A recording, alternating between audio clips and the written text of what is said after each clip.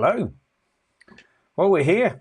Just a little tester this is actually, folks. So I'm just trying it out, just making sure that we can still work and it still works. So if you're listening in and if you're watching, welcome on board. Hopefully you can hear me okay. Can we have some thumbs up to see if you can hear me? I know there's 3 watching at the moment. Not many. I don't expect loads to be watching at the moment as things are.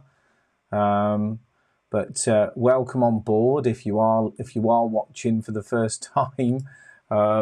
These sorts of things happen when you're trying to do a live stream. You're trying to do all these things and making sure they work okay and everything. We are going to try and do a presentation. I hope I can try and get it to work. Let's just see if there is anybody on the chat. Great, you can hear me fine. That's good. Thank you, Stuart. Let's see if I can remember how to do this.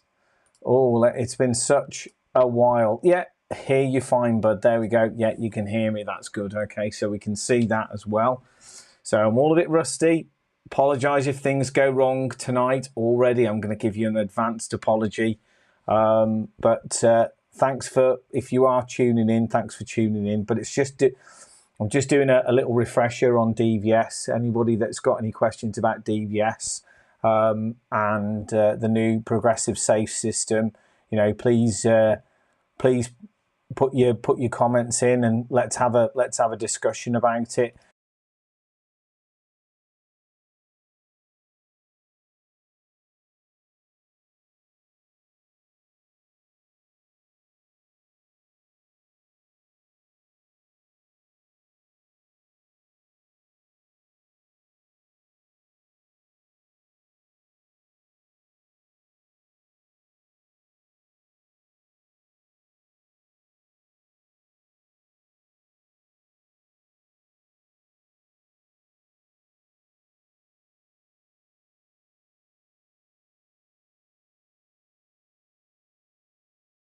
Oh, I've lost me mute. No, I'm back on. I'm back on. Sorry. I'm so sorry. This is just, as this is all new to me and remembering things back again, I'm so sorry and what have you if you do lose me at all and everything.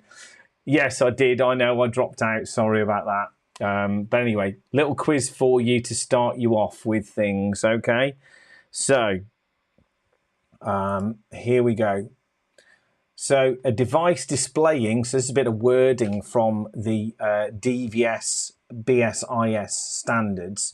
The device displaying the optical information signal should be located at the near side of the vehicle at a horizontal angle greater than 30 degrees relative to the axis parallel to the longitudinal median plane of the vehicle and going through the ocular reference point.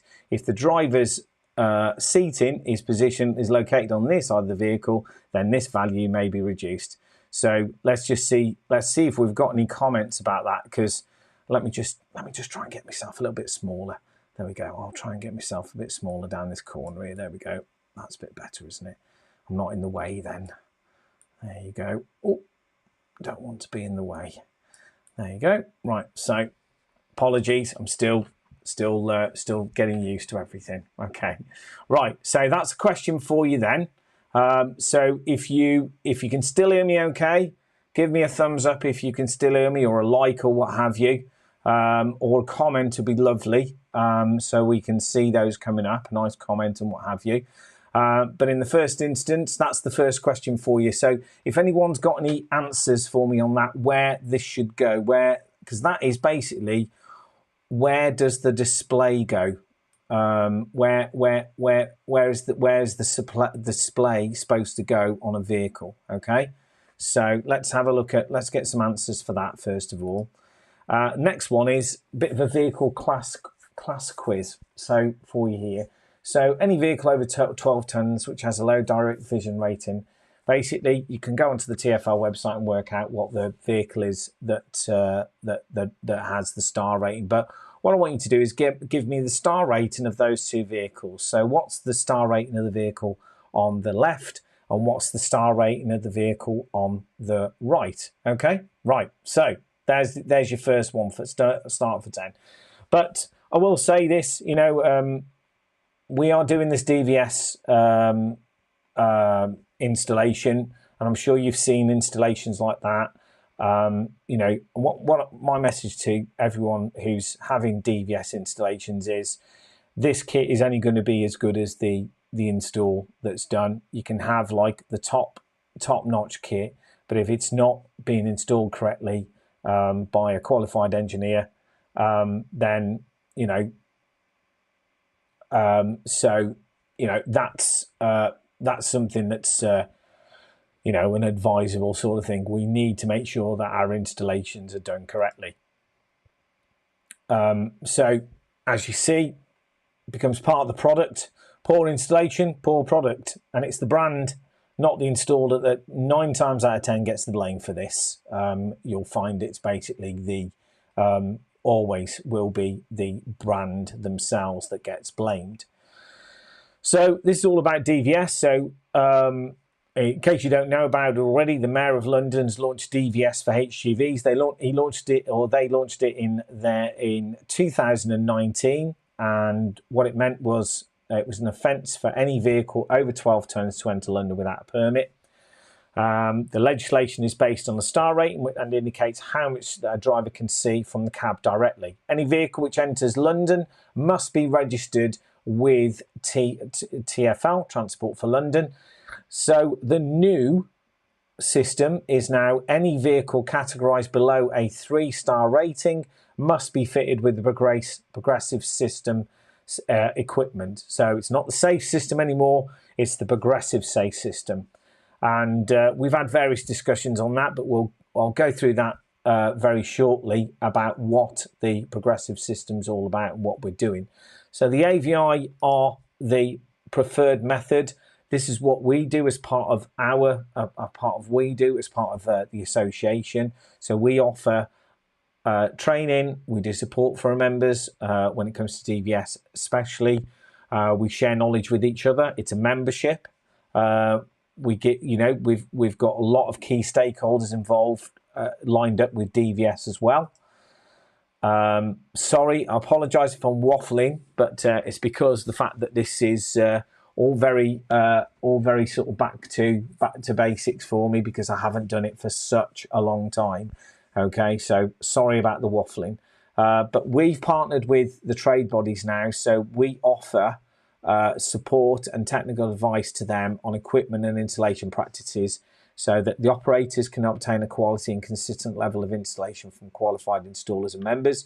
And then manufacturers and installers and our members themselves can obtain the up-to-date information on the requirements and standards set by the trade by offering information and courses. So that's what we do. We're the recommended route for installation of equipment for the progressive safe system, and we are also providing independent testing of the equipment against the progressive safe system, to include testing of BSIS and MOIS system.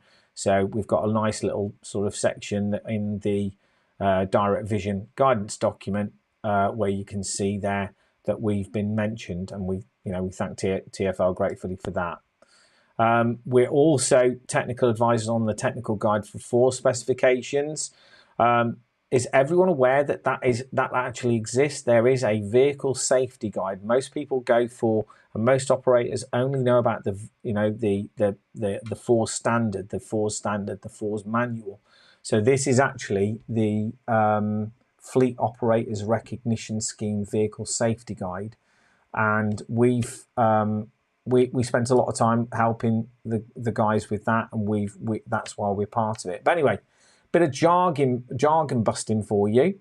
So UNEC 151 and 159. I hear this quite a lot. What is this 151 and 159 as far as an installer goes? We don't need to worry about it, because it's nothing to do with BSIS, because it refers to it refers to the homologated version of the BSIS and MOIS as part of a factory installed device on a vehicle for GSR regulations. So it's a factory fitted kit.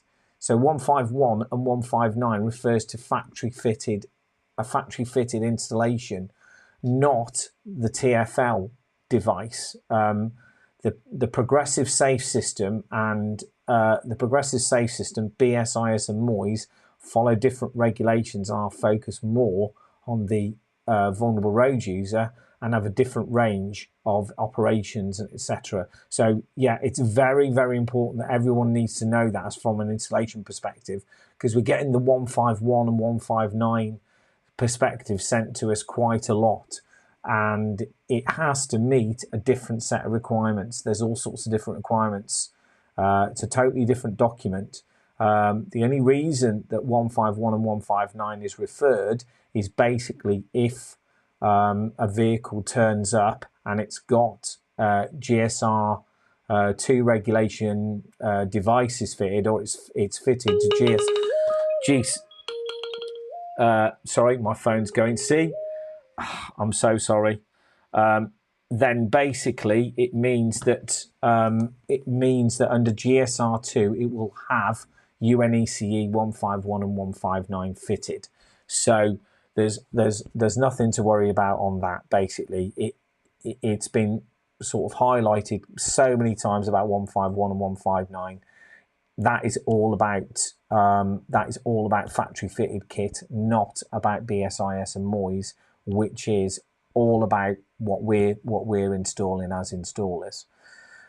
And that's all the GSR kit that's actually installed as part of it. So they've got an emergency stop signal, they've got a reversing information signal, they've got a tyre pressure monitoring system fitted to them, they've got the moving off information system and the blind spot information system. They've got the option to put an alcohol interlock installation facilitation. It's got drowsiness and inattention detection and warning, and then intelligent speed assistance as well. So there's so much stuff put on as part of GSR2 that we don't actually realise is there. So yeah, and that the only part that's actually UNECE 151, 159 and 151 is actually the MOIS and the BSIS. Okay, so that's all part of Direct Vision standard. So did anyone have an answer to this? Does anyone actually have an answer for this? Please make sure that you leave your comments, please. Has anyone actually left any comments?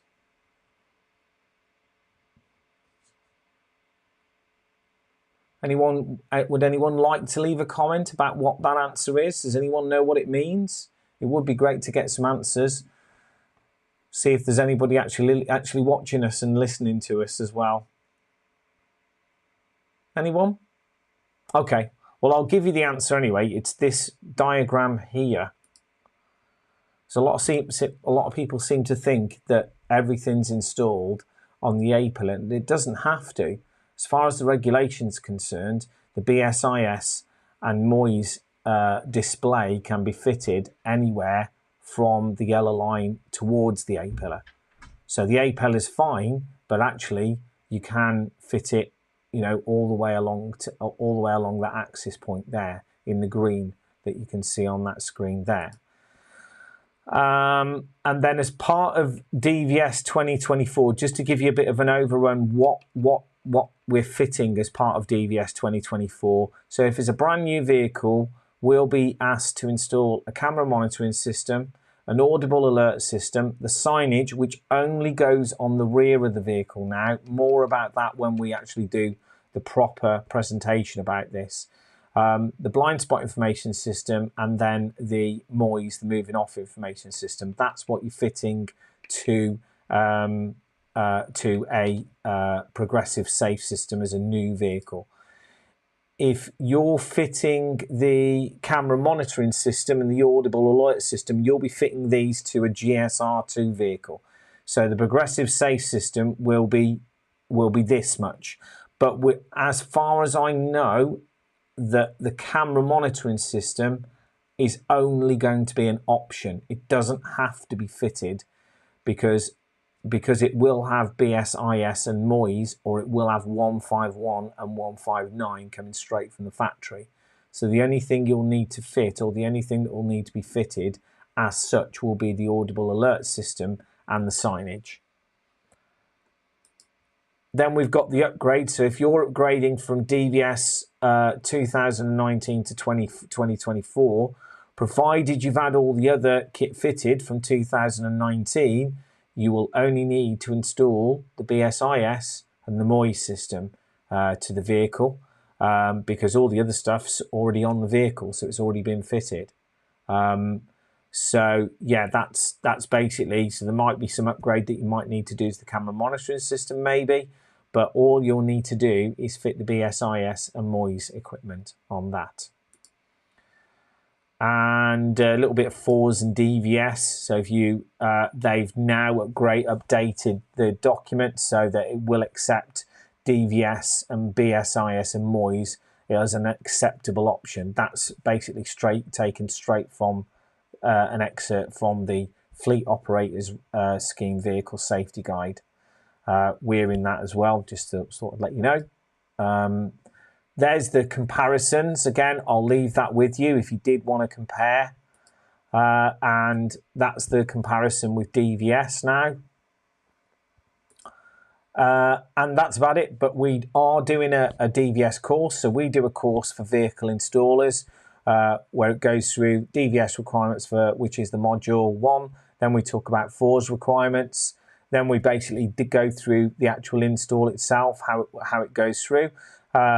Obviously, because when you're fitting these cameras, you're going to have to be working at height. So we do a working at height module. We're the only company organisation that actually does a working at height for motor vehicles. And then we do a Petrochem ADR camera installation on module 5. So that's what we do. If you are interested in becoming a member, you attend the foundation course, you do the practical assessment, and then basically we pay. But thank you very much if you have watched that all the way through. If you've got any questions at all, please feel free to drop them in now in the comments. I'm not seeing any other comments apart from Stu's comments. So if there are any other comments that people did want to, and they did want to have a chat about it and stuff, then I can bring that comment green up. Oops, no, that's not the right button. I'll press the wrong button. It does happen. There we go, it's gone. So has anyone got any comments and stuff? I'm not seeing anything at all. I'm not sure whether my comments is actually working on here. So, oh, Alex. Oh, right, nice. I have 3 days with you soon. Yes, Alex. Let's see if I can bring that up on the screen. Will it bring it up on the screen? Yes, it will. There we go. There we go. I have 3 days with you soon. Thank you, Alex. Yeah. Good to have you on board. Yes, Stuart. Yes, just need to arrange training. Yeah, thank you, Stu. Anyone else got any questions or anything? And I appreciate it was all a bit short notice, and sorry about that, but it is just a bit of a test so I can make sure that it was actually working correctly. I was a bit worried in case it was, it was one of those things. But thank you very much, anybody that's been watching, and sorry about the fact that it was all a bit of a mismatch. But what we're going to do is I am going to put this on again very shortly in the next, probably in the next week or so, so we can have another chit chat. Probably do it on maybe next Thursday night. What do you reckon? Do you reckon that's a good thing to do? Is Thursday night good, or should I do it a different night? Comments, please. What do you think you do? What do you think I should do? Are we happy with Thursday? Make sure you leave a comment and stuff, because I can't see the likes or ticks and smiles and likes and what have you. Just leave a comment. I can see the comments though. Yeah, okay. Thank you, Stu. He's left a... Yes, will this video be on YouTube? Yes, it will. But Paul, I will be, as I say, I'll be live again probably next week then at about 7 o'clock, same sort of time next week, so that everybody can tune in if they want to. Okay. There we go then. Right, folks, I'm going to have to go. I'm off for me dinner. So hope you're all well. Don't forget, you can follow us and let everyone know what we're doing. you can also share the link with your customers, so any of the operators that that are interested in joining on as well, because obviously the operators have got a lot of questions as well. So hopefully I'll be able to help. I'll be able to help with those as well. All right, I'm going to sign off now. But thanks very much for watching. Anyone that's watched all the way through, all 9 of you, thanks for being on, and we'll see you all soon. Look after yourselves. See you later.